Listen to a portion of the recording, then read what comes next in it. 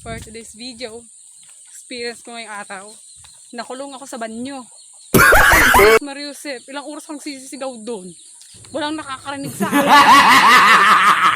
Sama ng araw ko ngayon. Nagtitinda pa naman ako nito. Ay, naku naman.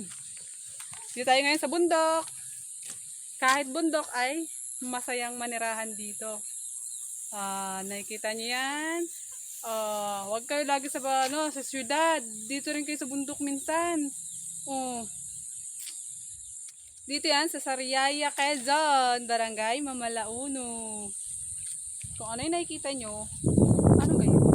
Kalabaw. Ay, baka. So yan, ang ganda dito. Taniman ng palay.